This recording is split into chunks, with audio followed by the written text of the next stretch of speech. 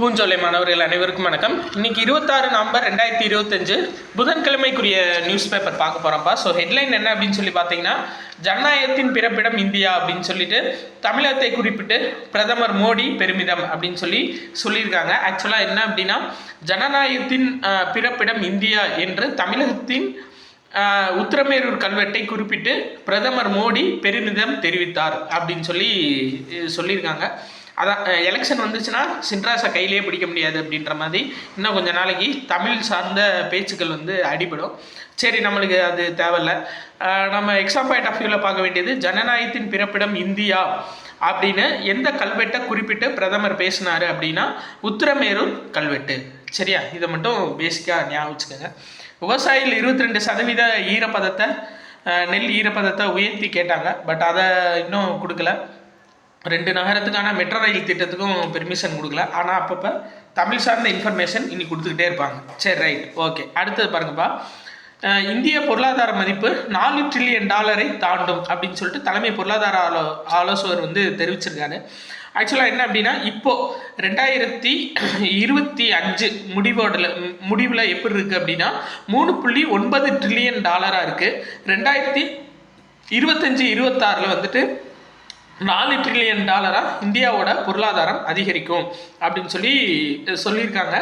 2030 சரிங்களா, 2030 India $5 trillion எக்கானமியை reach பண்ணணும் அப்படின்னு ஒரு பிளானில் இருக்காங்க.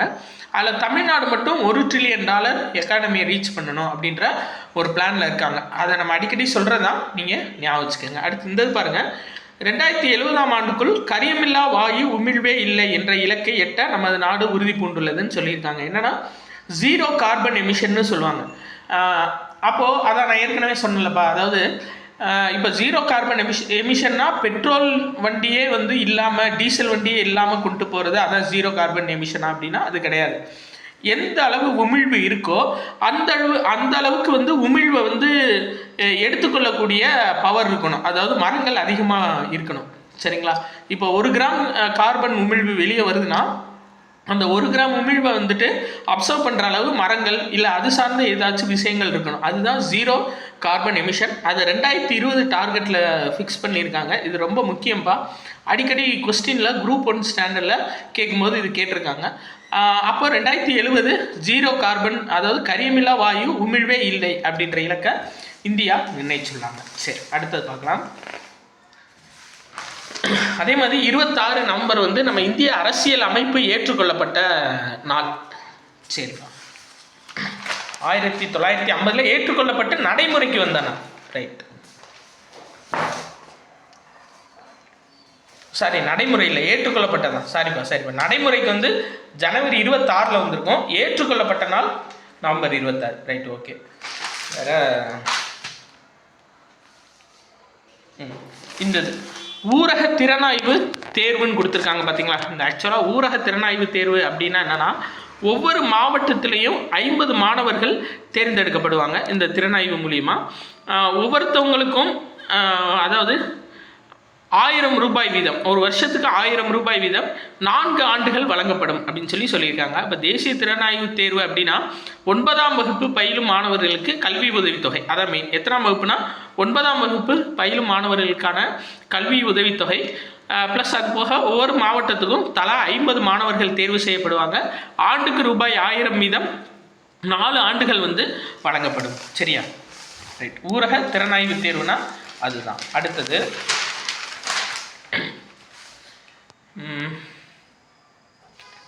தேஜ் பகதூர், அவரோட குரு தேஜ் பகதூரோட நினைவு நாள், அதை சார்ந்து பேசியிருக்காங்க. குரு தேஜ் பகதூர் யார் அப்படின்னா முகலாய மன்னர் அவுரங்கசீப். சரிங்களா, முகலாய மன்னர் அவுரங்கசீப் உத்தரவுப்படி சிரச்சேதம், தலை துண்டித்து கொலை செய்யப்பட்ட குரு தேஜ் பகதூரோட 350ஆம் ஆண்டு உயிர் தியாக நினைவு தினம். அதை முன்னிட்டு அவருக்கு நினைவு நாணயமும் சிறப்பு அஞ்சல் தலையும் வெளியிட்டிருக்காங்க. நம்மளுக்கு எக்ஸாம் பாயிண்ட் ஆஃப் வியூவில் இது கேட்கலாம்.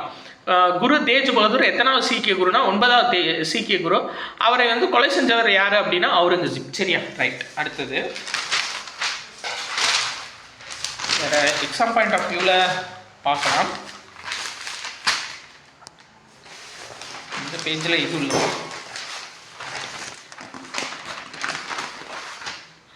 சில நேரம் பேப்பரை திருப்பவே முடியாது. Right, okay. இந்த அதாவது சென்னையில் 9ஆம் தேதி உலகக்கோப்பை ஸ்குவாஷ் போட்டி நடைபெற போகுது. ஏற்கனவே அண்டர்-19 ஹாக்கி நடைபெற போகுது இல்லைங்களா?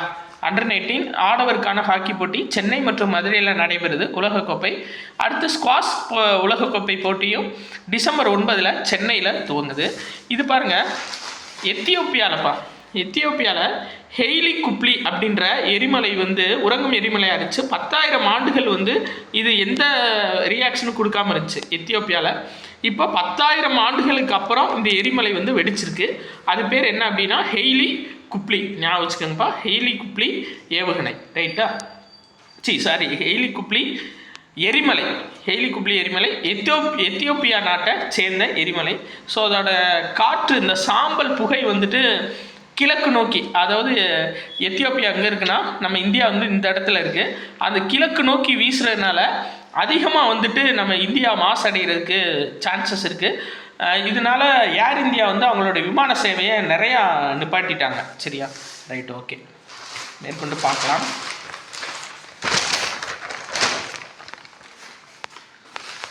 வேறு எந்த நியூஸில் அவ்வளோதான்ப்பா, நியூஸ் பேப்பர் அவ்வளோதான்.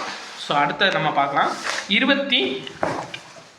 27 நவம்பர். ஸோ அதில் 26க்குரிய நியூஸ் வந்து கொடுத்துருப்பாங்க. அதான் என்னென்னா, நவம்பர் 26ஆம் நாள் தேசிய அரசமைப்பு சட்ட தினமாக கடந்த 2015 கொண்டாடப்பட்டு வருகிறது. அவ்வளோதான். சரியா? தேசிய அரசமைப்பு சட்ட தினமாக நவம்பர் 26 அப்படின்றது எந்த வருஷத்துலேருந்து கொண்டாடப்பட்டு வருது அப்படின்னா 2015ஆம் ஆண்டுலேருந்து கொண்டாடப்பட்டு வருதுப்பா. இதை ஞாபகம் வச்சுக்கோங்க. சரியா? ரைட்டு. அதே மாதிரி இந்த 2047 விஸ்கிட் பாரத்தை சொல்லியிருக்காங்க அடிக்கடி. எஸ்ஐஆர் பணிக்கு உடனடி தடை இல்லை அப்படின்னு உச்சநீதிமன்றம் அறிவிச்சிருக்காங்க. ஸோ எஸ்ஐஆர் அப்படின்றதுக்கான எக்ஸ்பிளனேஷன் நீங்கள் பார்த்து வச்சுக்கோங்க. ஸ்பெஷல் இன்டென்சிவ் ரிவிஷன், அதுதான் எஸ்ஐஆர். சரியா? சிறப்பு தீவிர வாக்காளர் திருத்த பட்டியல், அதுதான் வந்து என்ன அப்படின்னா ஸ்பெஷல் இன்டென்சிவ் ரிவிஷன். சரியா? சிறப்பு தீவிர வாக்காளர் பட்டியல் திருத்தம். சரி, அடுத்தது பார்க்கலாம்.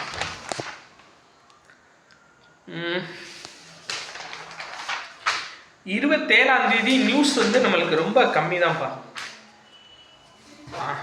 அதாவது தெலுங்கானா மாநிலம் ஹைதராபாத்தில் வந்து பார்த்திங்கன்னா பிரான்ஸ் நாட்டோட பெரிய விமான பராமரிப்பு நிறுவனம் சாஃப்ரான். சரியா? சாஃப்ரான் நிறுவனம் சார்பாக ஒரு வர்த்தக மையம் வந்து அமைக்க போகிறாங்க.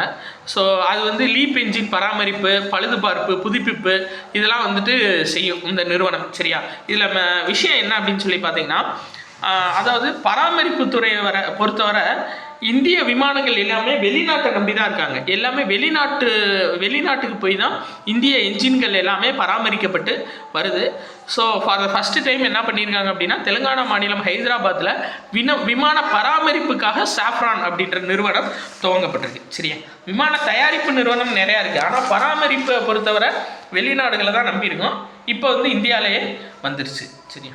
சரி, இந்தது என்னன்னா, அரிய வகை புவி காந்தங்கள் உற்பத்தியை உருவாக்குற நோக்கில் 7,280 கோடி திட்டத்திற்கு மத்திய அமைச்சரவை ஒப்புதல் அளிச்சிருக்காங்க. இந்த திட்டத்துக்கு பேர் சொல்லலப்பா, ஆனால் என்ன அப்படின்னா புவி காந்தம். சரிங்களா? அதாவது எர்த் மேக்னெட்டுன்னு சொல்லுவாங்க. ஸோ புவிகாந்த உற்பத்தியை ஊக்குவிக்கிறதுல 7,280 கோடி ஒதுக்கீடு பண்ணியிருக்காங்க. இல்லை இதான் அந்த புவிகாந்தங்கள் எது இதில் பயன்படுதுன்னா, மெயினாக மின்சார வாகனங்கள், விண்வெளித்துறை, மின்னணு சாதனங்கள் இதிலெல்லாம் வந்துட்டு பயன்படுது. பாதுகாப்புத்துறை உபகரணங்கள்லையும் பயன்படுது. ஸோ இது எதுக்கு வெளிநாட்டிலேருந்து இறக்குமதி பண்ணிக்கிட்டு நம்மளே வந்து இறக்குமதி பண்ணலாம், நம்மளே வந்துட்டு உற்பத்தி பண்ணலாம் அப்படின்னு சொல்லிட்டு இந்த திட்டம் கொண்டு வந்திருக்காங்க. திட்டத்துக்கு பேர் இல்லை, பட் நீங்கள் ஞாபகம் வச்சுக்க வேண்டியது எத்தனை கோடின்னு ஞாபகம் வச்சுக்கோங்க. 7,280 கோடி வந்து இதுக்காக ஒதுக்கீடு பண்ணியிருக்காங்க. சரி, அடுத்தது பார்க்கலாம். அதே மாதிரி இந்த ஹாக்கிக்கு வந்துட்டு அந்த லோகோ பேர் வந்துட்டு காளையன்பா, அதையும் ஞாபகம் வச்சுக்கோங்க.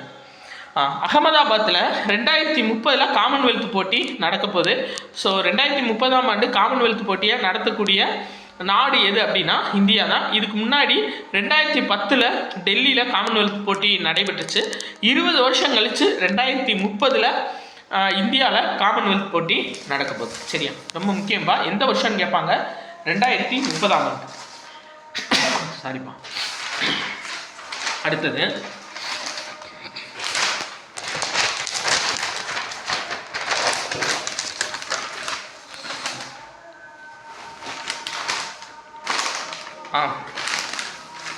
பாரத் டாக்ஸி அப்படின்னு சொல்லிட்டு ஒரு ஆப் உருவாக்க போகிறாங்க. என்ன அப்படின்னா, இந்த வாடகை கால் டாக்ஸி இதெல்லாம் வந்து இப்போ ப்ரைவேட்டு மொபைல் ஆப்பில் தான் ஓடிட்டுருக்கு. ஸோ பாரத் டாக்ஸி அப்படின்னு புதுசாக ஒரு மொபைல் செயலி கொண்டு வர போகிறாங்க. இது வந்து இப்போதைக்கு டெஸ்டிங்கில் இருக்குது. இது வந்துருச்சு அப்படின்னா, அதாவது இந்த பீக் ஹவர்ஸ்லாம் அதிகமாக அமௌண்ட் ஏற்றுறாங்க பார்த்தீங்களா, அந்த அமௌண்ட் ஏற்றுற ஒரு சில காசு ஃபுல்லாக என்னென்னா இந்த ப்ரைவேட்டு பர்டிகுலர் இதுக்கு தான் போகுது, அந்த ஆப்புக்கு தான் போகுது. இந்த பாரத் டாக்ஸி பயன்படுத்துகிற மூலிமா கரெக்டாக அதாவது அந்த கார் ஓட்டுறவங்க ப்ளஸ் கஸ்டமர் இவங்க 2 பேர்த்துக்கு மட்டுமே அந்த பணம் பரிமாற்றம் நடக்கும். கவர்மெண்ட் சார்பாக இந்த பாரத் டாக்ஸின்ற ஆப்பு வெளியிட போகிறாங்க. ஸோ கூடிய சீக்கிரத்தில் வரப்போகுதுப்பா. ஸோ அவ்வளோதான் நியூஸ். 2 நாள் 26, 27க்கான நியூஸ் பார்த்தாச்சுப்பா. நன்றி.